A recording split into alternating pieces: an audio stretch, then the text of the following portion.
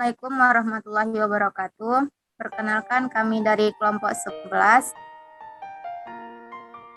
Di sini kami akan mempresentasikan tugas biosel.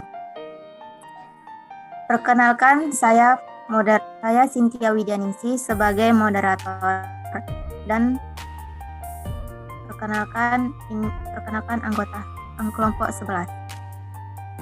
Saya Salsa Armadilla.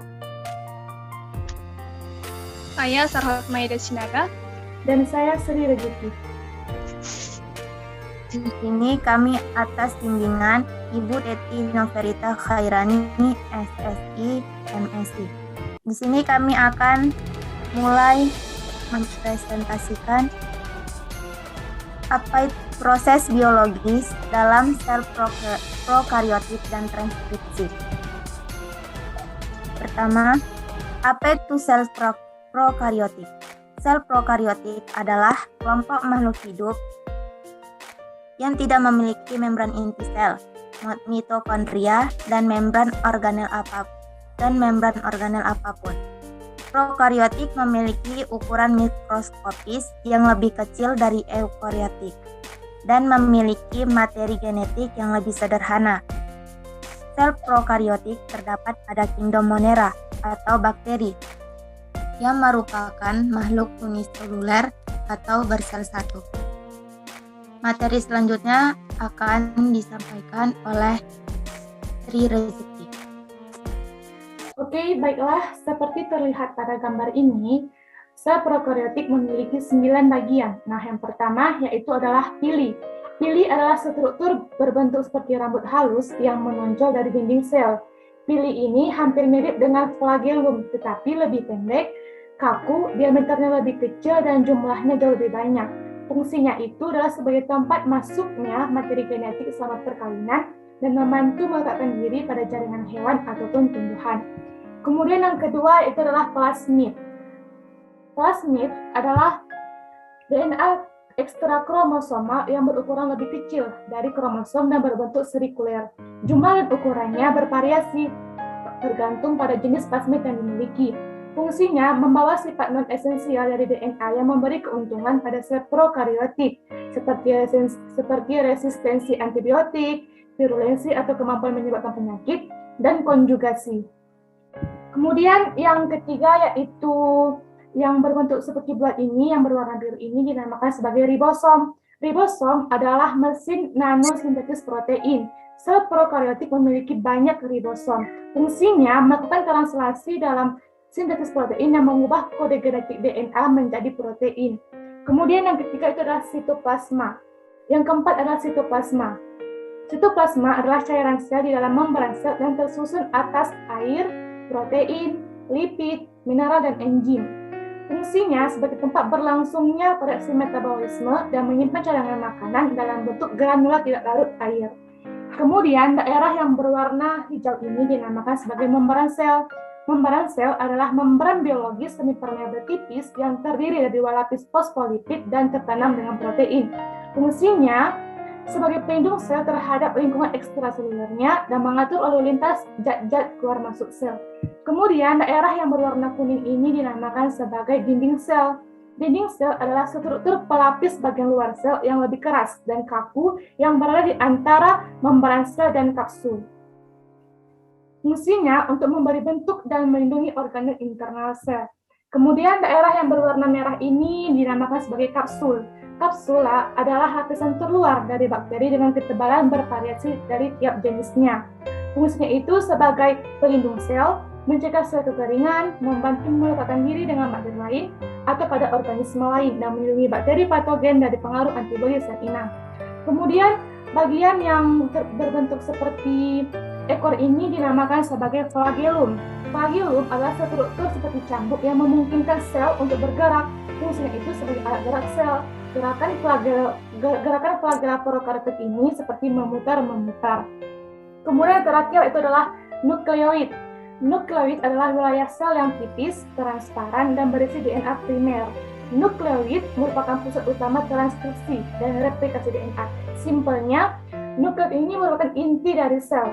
Fungsinya itu hampir sama seperti inti sel pada eukariotik, hanya saja Nukleoid prokaryotik ini tidak memiliki membran inti sehingga mengalami kontak langsung dengan sitoplasma.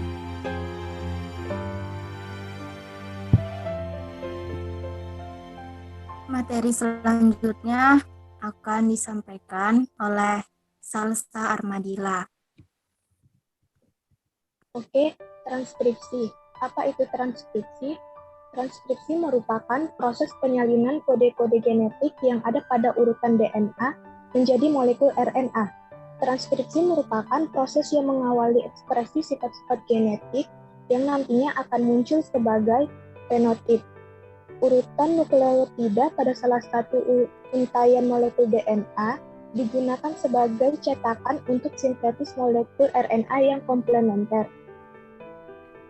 Molekul RNA yang disintetis dalam proses transkripsi dapat dibedakan menjadi 3 kelompok molekul RNA, yaitu 1. mRNA.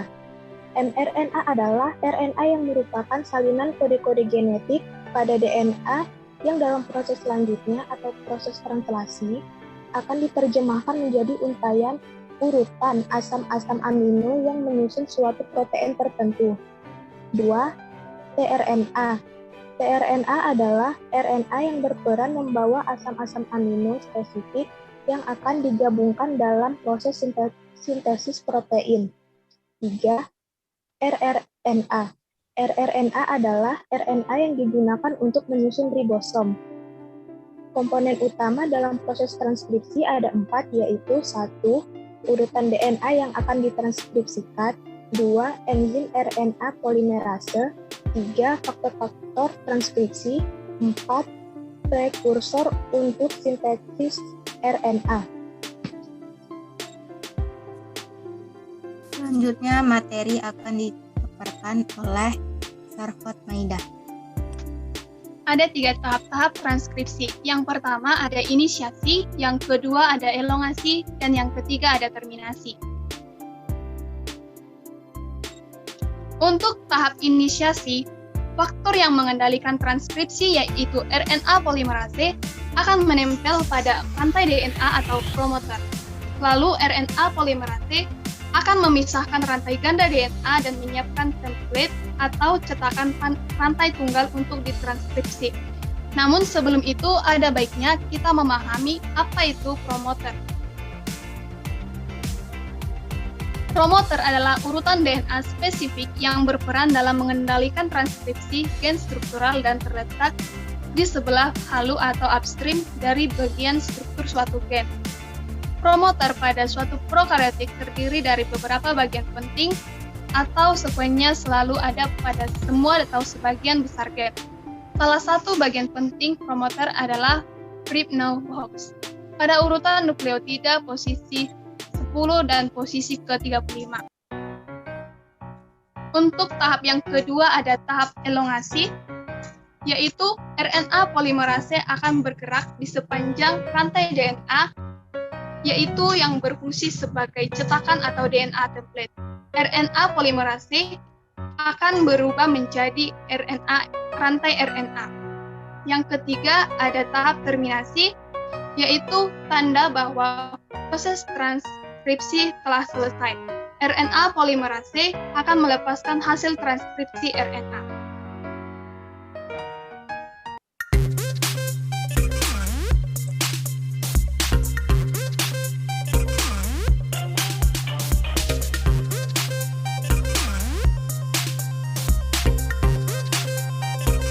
Materi selanjutnya akan saya paparkan sendiri.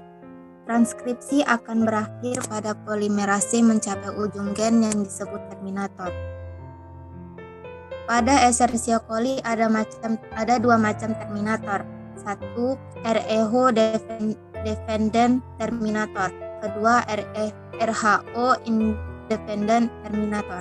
RHO independent terminator merupakan pengakhiran terminasi dilakukan tanpa harus melibatkan suatu protein makhluk hidup, melainkan ditentukan oleh adanya suatu nukleotida tertentu pada bagian terminator. Sinyal yang akan mengakhiri transkripsi ditentukan oleh daerah yang banyak mengandung urutan GC yang dapat membentuk struktur batang dan lengkung atau stem and lobe pada RNA. kedua, RHO dependent terminator merupakan mekanisme pengakhiran semacam ini memerlukan protein Rho. Pengakhiran transkripsi yang memerlukan faktor Rho hanya terjadi pada daerah jeda yang terletak pada jarak dari promoter. Faktor Rho diduga ikut terikat pada transkripsi dan mengikuti pergerakan RNA polimerase. Kesimpulan dari materi biologis dalam sel prokariotik dan transkripsi yaitu sel prokariotik adalah kelompok makhluk hidup yang tidak memiliki membran inti sel atau merupakan makhluk uniseluler bersel satu.